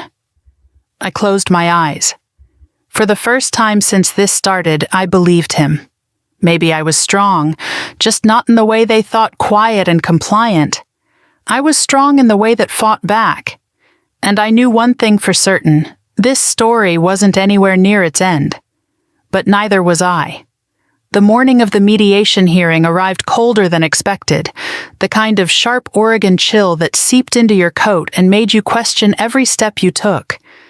I stood outside the county building with a folder against my chest, breathing slowly, trying to settle the storm inside me.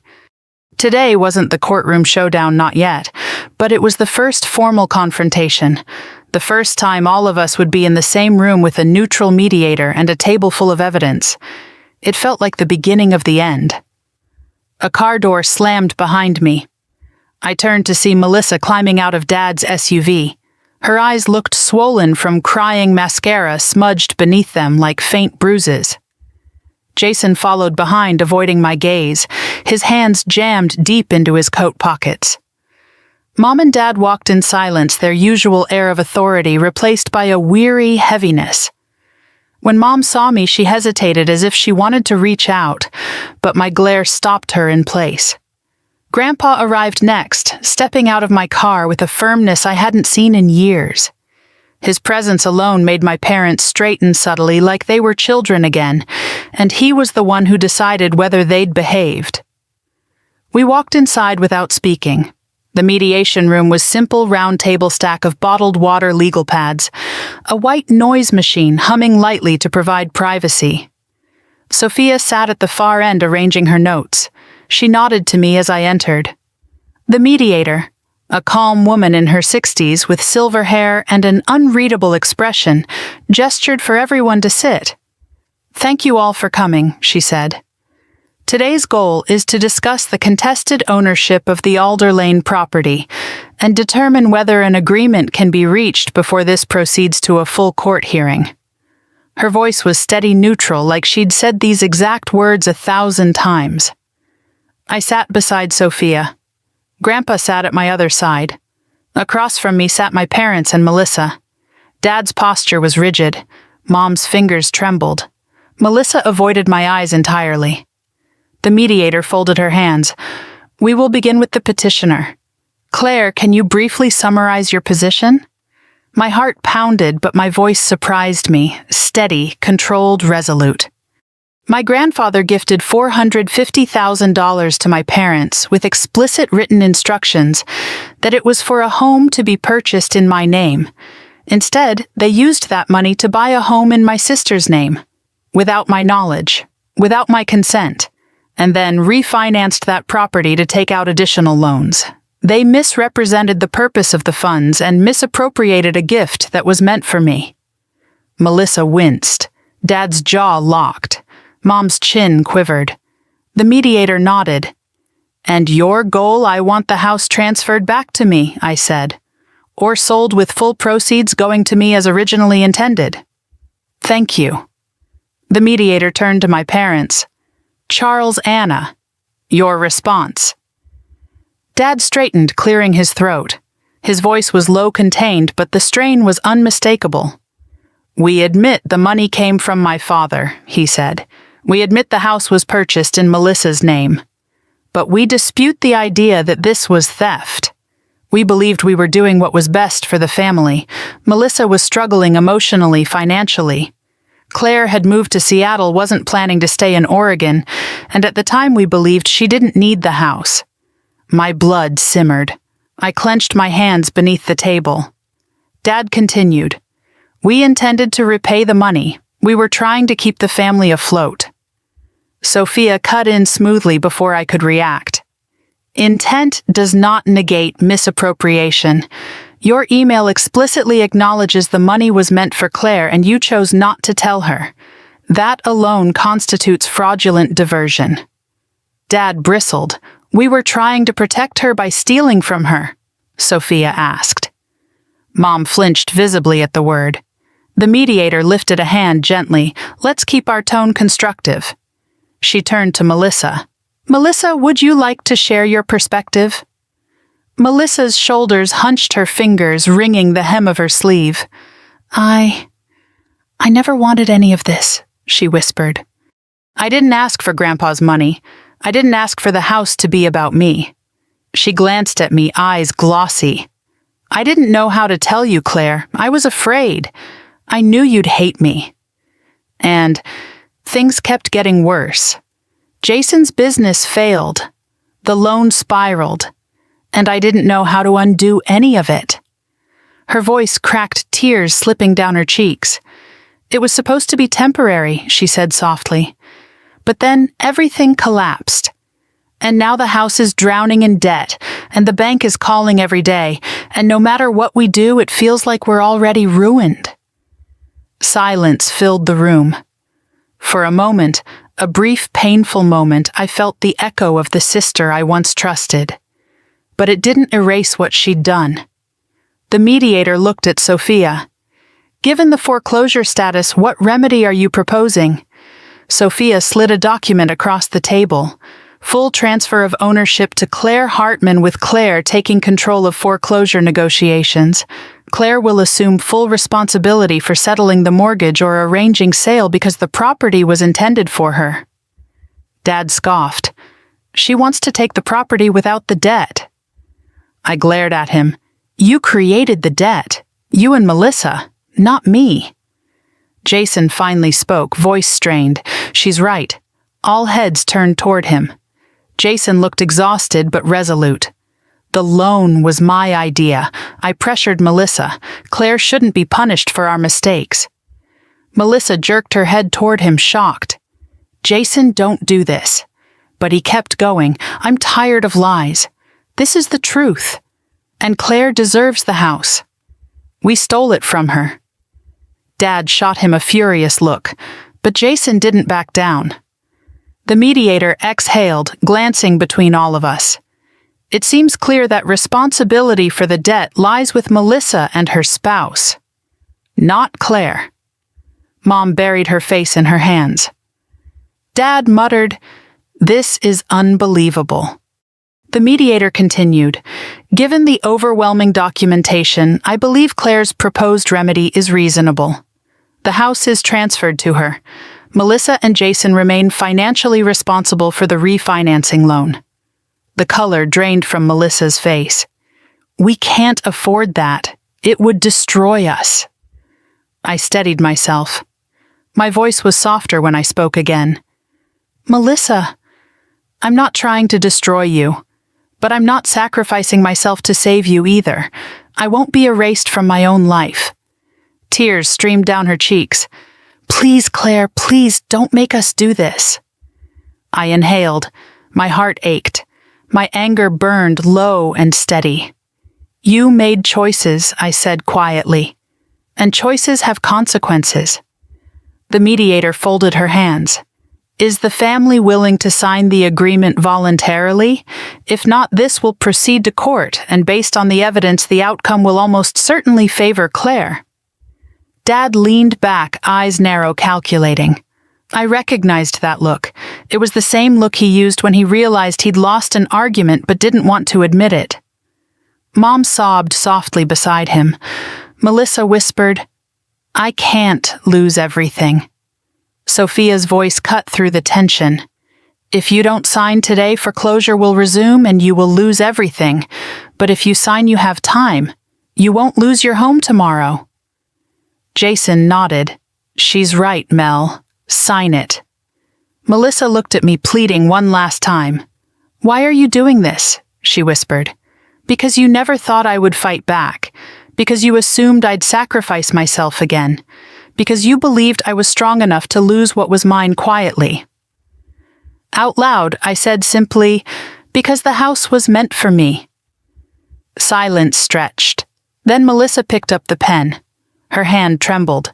Her signature scratched across the page. Mom signed next, tears soaking the paper. Dad hesitated, longest jaw-clenched eyes burning with resentment. But eventually he signed too angrily, carelessly, as if the ink itself offended him. Jason signed last. The mediator collected the papers, stamped them, and nodded. "It's done." My heart thudded, heavy and hollow, not triumphant, not joyful, something closer to grief. Grief for what the family had become. Grief for the sister I had lost long before today. Grief for the innocence that would never return. As we walked out, Melissa stopped beside me. Her voice was barely audible. "Claire, I hope someday you can forgive me." I looked at her, really looked at her for the first time in months. "I don't know if I can," I said softly, "but I hope someday you'll earn it." She nodded, tears falling again. Then she walked away, shoulders crumpled, leaning on Jason for support. Grandpa squeezed my hand gently. "You did the right thing," he murmured. I nodded, though my throat burned. Outside, the sky began to clear just faintly, just enough to let in a sliver of pale sunlight. It felt like the beginning of something new, not victory, not revenge, something quieter, something steadier, the beginning of reclaiming the life I was meant to have. The day after the mediation, the house keys arrived in a plain white envelope slipped through my mail slot sometime before dawn. No note, no explanation, just the cold metallic shape of a life that was supposed to be mine from the beginning. I sat on the floor of my living room holding the keys in my palm for a long time. They were heavier than I expected, sharp edges, worn dents, faint scratches. Evidence of use. Evidence of someone else living inside a dream that had been meant for me. I didn't drive straight there. I wasn't ready. I made coffee, though I barely drank it. I showered, even though I wasn't dirty. I folded a blanket on the couch, even though no one was visiting. My body went through the motions trying to find normalcy, but nothing grounded me. Finally, around noon, I grabbed my coat and left.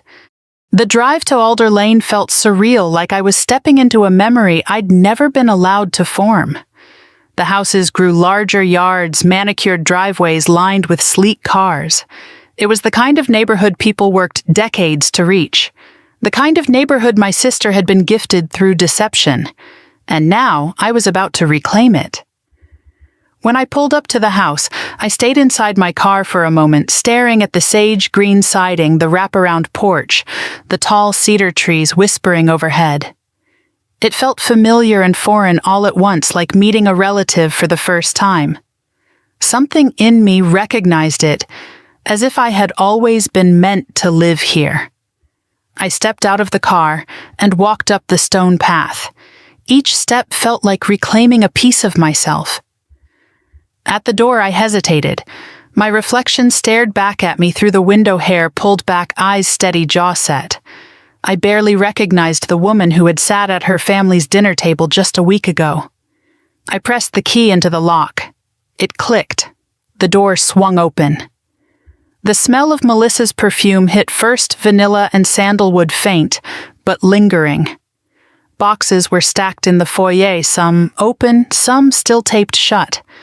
A few pieces of furniture remained: her couch, a dining chair, a lamp, but most of the house was hollowed, stripped of its life. My footsteps echoed against the hardwood floor, a house full of someone else's ghosts. The living room was smaller than I imagined, but bright, the kitchen crisp and modern, the upstairs hallway narrow but charming. The bedroom, my bedroom, had a window overlooking the yard where pine needles blanketed the ground like quiet snowfall. I walked through slowly, room by room, touching walls, brushing my hand along the banister opening closets. Each door I opened made the house feel more mine. Not because Melissa was gone, but because her absence finally made space for me. In the master bedroom, a single object sat abandoned on the windowsill, a photo frame. My heart jolted. It was a picture of me and Melissa, maybe 10 and 14, sitting on our childhood swing set, laughing with our heads thrown back. I remembered the moment. Mom had yelled at us for ruining our new jeans. Melissa had stuck her tongue out. I had taken the blame. I lifted the frame, tracing the edge. Behind the photo was a folded sheet of notebook paper. I hesitated before sliding it out. The handwriting was unmistakable. Claire, I didn't leave this to manipulate you. I left it because I don't know how to talk to you anymore. Everything I say is wrong. Everything I feel is shame. I don't know who I am right now. I wish I could go back. I wish I could undo what I did. But all I can do is try to be better going forward. Please take care of this house. It was always yours. Melissa. My throat tightened. It didn't absolve her. It didn't erase the betrayal. But it was honest. It was human. And it hurt in a way nothing else had. I set the photo down carefully and wiped my eyes with the back of my hand. A knock startled me. I turned. Jason stood in the doorway, hands in his pockets, shoulders slumped. The exhaustion on his face seemed deeper than yesterday, like he'd aged a decade overnight. "Can I come in?" he asked softly. I nodded. He stepped inside, closing the door behind him. "This is surreal," he said, looking around. "Seeing you here instead of Melissa." "It's supposed to be me," I said. "It always was." He nodded. "I know." We stood in silence for a moment, both absorbing the stillness around us. "Melissa didn't want me to come," he said quietly. "But I needed to. I needed to apologize." "You already did," I replied. "Not fully." He looked at me, guilt carved into his expression. I let her make decisions I knew were wrong. I didn't stop her. I didn't stop myself. I dragged her deeper into debt, and I let all of it land on you. My arms folded instinctively. "Why didn't either of you say something before it got this far?" He swallowed hard. Shame, pride, fear, pick one, or all three. Fear of what he exhaled. Fear of disappointing your parents. Fear of losing the help they kept giving us. Fear of losing the illusion that we could fix things on our own. I almost laughed. Illusions are expensive. He nodded, eyes lowered. "Yeah, and they cost more than money." I looked at him for a long moment. "How is Melissa?" "Not good," he admitted. "She's devastated, angry, humiliated, and scared." "I'm not surprised. She knows she's to blame," he said. "But she also knows your parents pushed her into believing she deserved more than you.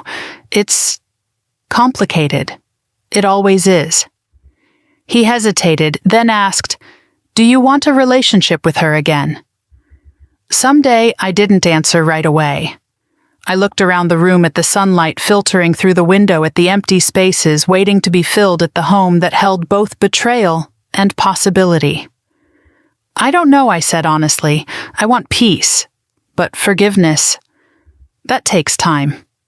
He nodded, accepting the answer. Before he left, he placed a small object on the kitchen counter. The house's spare key. "She told me to give this to you," he said. "She said, 'It feels more right coming from me.'" I took it. After he walked out, I stood in the emptiness of the house and listened. The quiet wasn't lonely. It was clarifying. I spent the next hours walking through every corner, opening drawers, scanning the walls for cracks or signs of damage. The house had one more secret. A notice taped inside a cabinet door. Final foreclosure notice payment, required within 14 days. Even now, even with the legal transfer underway, the house was still on the edge of collapse. My fingers curled into fists. Not again. Not this time. I drove back to the bank, marched inside, and requested a meeting with the foreclosure specialist. She saw me within 10 minutes. "I need options," I said before she could speak. "All of them." She laid out 3. Full reinstatement, pay off the delinquent amount in one lump sum. Impossible. Loan modification possible but required proof of stable income and a long-term plan. Short-term hardship agreement, a temporary pause while ownership disputes resolved. "I choose option 3, I said immediately. She nodded. "I'll submit the request today." And while it processes, I said I want to apply to assume the mortgage. Her eyebrows lifted. "You want to take over the loan?" "Yes," I said, "because I'm not losing this house. We completed the paperwork. I submitted income documents, tax returns, identification. It was tedious, draining, but empowering. For the first time in my life, I was fighting for something that was mine, not out of obligation, not out of fear, but because I deserved it. When I got home, Grandpa was waiting on my porch again. I sat beside him, exhaustion settling into my bones. "Well," he asked. I handed him the bank's temporary approval notice. He smiled. "You did it." "Not yet," I said, "but I'm on my way." He nodded, resting his hand over mine. "Your grandmother would be proud." That nearly broke me. I leaned my head on his shoulder. "I hope so." "You're building your life," he said softly. "Not the one they wanted you to have, the one you want." I closed my eyes. For the first time, I truly believed him. As the sky shifted to dusk, Grandpa stood to leave. Before he did, he said, "There's something I didn't tell your parents. Or Melissa." I frowned. "What? The house money wasn't a one-time gift." He smiled gently. "I set aside more, not for a house, for your future." My breath caught. "Grandpa, you didn't." "I did," he said, "because you deserve it, and because I trust you to use it wisely." My eyes filled with tears. That night, I stood in the living room of the Alder Lane house, my house holding the keys, feeling the weight of everything that had happened. The betrayal, the fight, the truth, the victory. It wasn't over yet, but I wasn't afraid anymore, because I wasn't stepping into the ruins of my sister's life. I was stepping into the beginning of mine. I spent the next week living in a strange overlap of two worlds, the quiet, healing solitude of my small rental and the hollow, echoing rooms of the Alder Lane house that still held the remnants of Melissa's life. I divided my days between meetings with the bank, emails with Sophia, and long hours sitting on the hardwood floors of a home I wasn't fully ready to claim. The house was legally frozen for closure, temporarily halted, and ownership transfer pending. But emotionally, everything was still shifting beneath my feet. Every time I stepped inside Alder Lane, I felt the weight of what had been done and the weight of what I had reclaimed. On the fourth morning, I arrived with a notebook and my laptop ready to start sorting through practical decisions, renovations, repairs, what furniture to keep, what memories to remove. But when I opened the door, I heard a faint noise upstairs. My pulse spiked. I froze at the base of the staircase, listening. A soft creak. Then another. Someone was in the house. I grabbed the closest object I could find, a broom leaning by the door, and climbed the stairs slowly, step by cautious step. My breath caught as I reached the landing. The noise was coming from the master bedroom. When I pushed the door open, Melissa jumped back with a gasp. She stood near the closet, eyes wide, hands shaking. A half-packed cardboard box sat on the floor beside her. "What are you doing here?" she whispered. My fingers loosened around the broom, but I didn't lower it completely. "What are you doing here?" She swallowed hard. I came to get the rest of my things. I thought you were at work. You should have called. I didn't think you'd answer." She wasn't wrong. Still seeing her here without warning sent a wave of confusion and anger through me. "I'm not here to cause trouble," she said quickly, raising her hands as if surrendering. "I just wanted to take my things and go before you started moving in." "I haven't even decided if I'm moving in," I said. That made her pause. She looked genuinely surprised. "You're not, I don't know yet," I admitted. "Everything still feels raw." Silence hung between us for a moment. Melissa nodded slowly and knelt to keep packing. She handled each item with care, as if afraid to disturb the air between us. I watched her quietly. She looked smaller than I remembered, fragile, in a way that made resentment and pity collide inside my chest. Her sweater swallowed her frame. Her hair was pulled into a messy bun. Her fingers trembled as she folded a shirt into the box. She wasn't the villain I'd built up in my mind. She was broken. But broken people could still break others. So she whispered, "You talked to Jason, yes. And he told you everything, yes." She rubbed her forehead. "I didn't want him to, but he said he owed you the truth." "He did," I said, "and so did you." She let out a shaky breath. "I know." I leaned against the door frame. "Why didn't you?" She sat back on her heels, tears pooling in her eyes. "Because I didn't know how to be the bad guy, and every version of the truth made me the bad guy." "You were the bad guy," I said quietly. "But you could have still told me." She nodded, wiping her cheek. I know that now. But every day I didn't tell you made it harder to ever tell you, and before I knew it, a year had passed.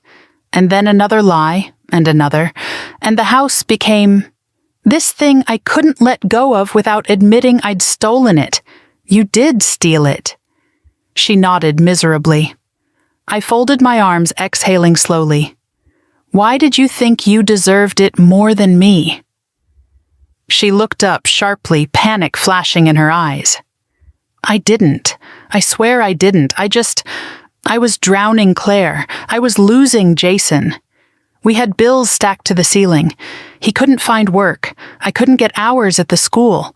We were melting, and Mom kept saying you were strong, that you'd bounce back, that you didn't need help. My stomach twisted. Mom said that Melissa nodded. She said Grandpa's money would overwhelm you, that you'd feel indebted or guilty. She said it would be cruel to give it to you during the divorce. That was news to me. And then Melissa continued. She said something else. She said you weren't planning to stay in Oregon, that you had a new job, new plans, new life. So giving the house to you would be pointless. My jaw tightened. So she convinced you? No, Melissa whispered. I convinced myself, because it made everything easier to justify. I stared at her, the truth settling like dust. So that's it, I said softly. You took the house because you were drowning. Mom endorsed it because she thought I didn't need it. Dad agreed because he didn't question Mom. And nobody cared that I was drowning too. Her cry cracked the air. I cared. But you never show when you're hurting Claire. You don't let anyone see you break. You handle everything alone. I thought you'd be fine. I wasn't, I said, voice trembling. But no one ever asked.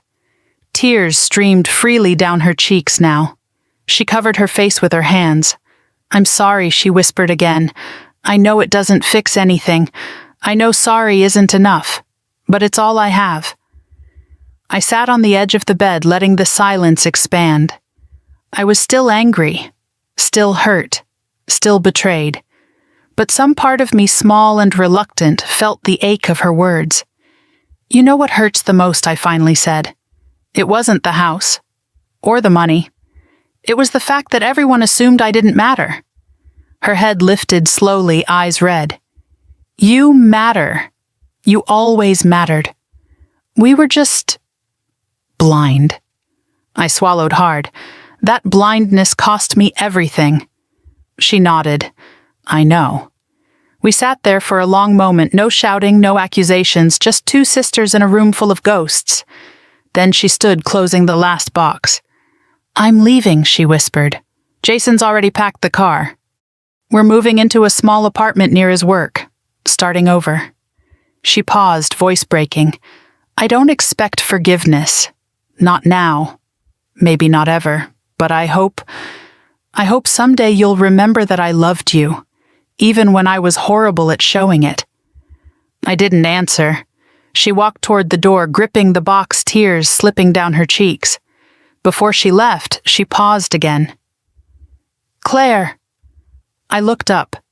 If you ever want me back in your life, even just a little, I'll be here, trying to earn it. She left quietly, her footsteps fading down the stairs. When the door closed behind her, the house fell completely silent. I sat there alone, feeling the weight of her absence and the jagged edges of what remained. Later that afternoon, Mom called. I let it go to voicemail, so she drove to my rental and waited on the porch until I returned. Claire, she said, standing quickly, please, talk to me. I crossed my arms. Why should I? She winced. Because I'm your mother. Then why didn't you act like one? Her eyes filled instantly. I did what I thought was best, for who I asked, me or Melissa. She looked away. That's what I thought. She stepped closer. I made a mistake. I see that now. I let fear guide me, fear of what I demanded. She swallowed. Fear of losing Melissa, fear of watching her life collapse, fear of hurting the child who couldn't handle hurt. And you assumed I could. Yes, she whispered, because you've always handled everything. I shook my head. I'm not invincible, Mom. I never was. I just didn't have the luxury of falling apart. No one ever picked me up when I did. Tears streaked down her face. I'm so sorry. I didn't respond. She took a shaky breath. Your father? He won't say it, but he's ashamed. He knows he failed you. We both do. Her voice softened, breaking like thin glass. We want to make it right. You can't erase what happened. No, she said. But we can learn from it. And we can change. If you let us. My throat tightened. She reached for my hand, but stopped halfway, waiting for permission. I let her take it. I love you, she whispered. Please don't shut us out forever. I'm not shutting you out, I said quietly. But I'm setting boundaries. For the first time in decades. She nodded. We'll respect them. I hope so. When she left, I sat in the quiet again this time, not weighed down by anger, but by something unexpected, possibility. The family I had known was gone. But maybe slowly, carefully, a better one could take shape. That night I drove back to Alder Lane, turned on every light, and stood in the center of the living room. The house didn't feel like a crime scene anymore. It felt like a blank canvas. Mine to rebuild. Mine to reclaim. Mine to redefine. And for the first time since Grandpa asked that question at the dinner table, why don't you live in the house I bought for you, I finally knew the answer. Because it wasn't mine yet. But now it was. And I was ready to step into it fully. Spring arrived in Oregon with a softness I hadn't felt in years, the kind of gentle warmth that seeped into the skin and made everything feel newly possible. The renovation on Alder Lane wrapped at the end of March, and for the first time since the house became part of my life before I even knew it existed, I unlocked the front door with a feeling that could only be described as ownership. Not just legal ownership, not just practical ownership, but emotional ownership. The house finally felt like mine, shaped by my choices, my work, and the truth I fought to uncover. The fresh paint smell was almost gone, replaced by the scent of new hardwood polish and sunlight warming the floors. I walked through every room, slowly letting my fingers run along the smooth banisters, the cool countertops, the carefully chosen fixtures. Every corner held a memory, now some painful, some healing, but all mine. I ended in the living room, the heart of the house. The space that had once echoed with silence and secrets now held cozy furniture, soft light shelves filled with books I'd collected through every chapter of my life. It felt like a place where beginnings could happen. Maybe even forgiveness. My phone buzzed on the coffee table. I almost didn't look, assuming it was another renovation invoice, but when I picked it up, I froze. Melissa. A simple text. I heard you moved in today. I'm truly happy for you. If you ever want company, even just for coffee on the porch, I'm here. No pressure, just love. I sat down on the couch, breathing slowly.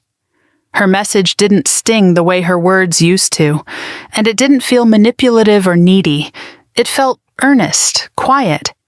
A small offering from someone who finally understood the weight of her choices. I typed back after a long moment. Thank you. I'm learning to love it here. One day maybe we can try coffee. I'll let you know. Minutes later, 3 dots appeared. Then disappeared, then returned. Finally, she responded. That's more than I hoped for. I'm grateful." I set the phone down gently and leaned back, letting the house settle around me like a warm blanket. For the first time since all this started, I didn't feel pulled in two directions, anger tugging one way, empathy the other. Everything felt balanced. I wasn't finished forgiving. Maybe I never would be. But I wasn't carrying bitterness like a shield anymore either. Something had shifted. Later that evening, Grandpa Everett came by for the first time since the renovations finished.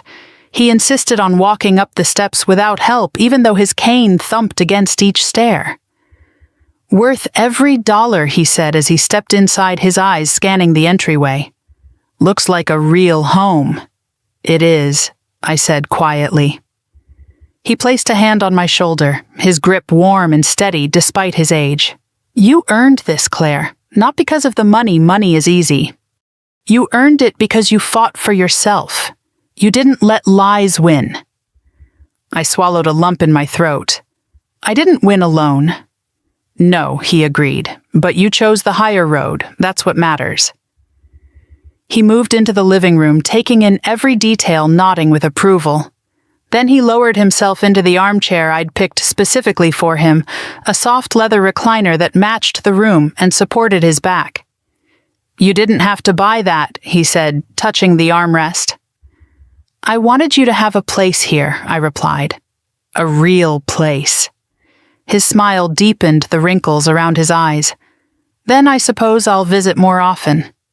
He stayed for nearly an hour telling stories from his youth, reminiscing about the early days of his company, laughing at memories of Dad and Uncle Roy getting into childish competitions that somehow involved heavy machinery. And I listened not out of politeness, but because I wanted to, because the sound of his voice in my home felt right. Before he left, he pulled me into a hug that lingered longer than usual. "You rebuilt more than a house," he whispered. "You rebuilt trust, and that's the hardest thing in the world." When the door closed behind him, I stood for a long moment in the quiet. A peaceful quiet, the kind that didn't hide anything. 2 days later, Dad and Mom came by with a housewarming gift. A modest ceramic vase filled with daffodils, bright yellow, freshly picked. Mom held it out like an offering, an apology shaped into petals. "We didn't want to overwhelm you," she said softly, "but we wanted to bring something." I took the vase gently. "Thank you. They're beautiful." Mom's shoulders loosened a breath, leaving her as if she'd been holding it for months. Dad gave a small nod, respectful and cautious. It struck me then they were trying. Not perfectly, not quickly, but sincerely. We had tea at the dining table, and for the first time in years, the conversation wasn't tense. There were pauses, yes, gaps, where hurt used to live, but they didn't feel sharp anymore. At one point, Dad cleared his throat. "We know we can't undo what happened," he said, "but we want to be here now." "If you'll let us." "I will," I replied, "but this time on my terms." "Of course," Mom said quickly, "always." They left early, promising to give me space. As I watched their car drive away, I felt something unexpected hope. Not naive hope, just the quiet possibility of a healthier relationship, step by slow step. That weekend, I hosted a small dinner in the newly finished kitchen. Nothing extravagant, just me, Grandpa, and 2 neighbors who helped me carry furniture when the movers got stuck behind a jackknife truck on Highway 26. The night was warm, filled with laughter, and more comfortable than anything I had felt in years. But the most surprising moment came later. I was washing dishes when I heard a soft knock. I wiped my hands, opened the door, and found Melissa standing on the porch. She didn't step inside. She didn't assume she was welcome. She just smiled weakly. "I saw your lights on," she said. "I was driving by. I just wanted to see the house finished." I nodded. "Do you want to come in?" Her eyes widened, filling instantly. "Only if you mean that." "I do," I said. She stepped inside slowly, as if afraid the floor might reject her. She looked at the kitchen, the living room, the warm lamps glowing in their corners. "It looks like you," she whispered. "I'm glad." We sat on the couch. She didn't try to fill the silence. She didn't make excuses. She didn't rehash the past. She simply said, "Thank you for letting me in." "Thank you for asking," I replied. She stayed only 20 minutes, leaving before the quiet turned heavy. But when she walked out, she hugged me for the first time in years. A real hug. A human one. A hopeful one. After she left, I stood in the doorway for a long moment, letting the cool night air wash over me. Everything had changed, but not all change was loss. Some of it was rebirth. Some of it was reclamation. And some of it, slow, tender, hesitant, was forgiveness. The next morning, for the first time since everything began, I woke up feeling whole. I walked through my house, making coffee, opening windows, letting sunlight pour in. The future didn't feel sharp or unpredictable anymore. It felt open, spacious, mine. This house wasn't just a place to live. It was a promise I intended to keep to myself, to Grandpa, to the woman I was becoming, and maybe eventually to the family learning to become better versions of themselves. If you enjoyed this story and want to hear more tales of resilience, justice, and family transformation, make sure to like this video, leave a comment sharing your thoughts, and subscribe so you never miss the next chapter. Your support means the world, and I can't wait to bring you more stories that touch the heart and stir the soul.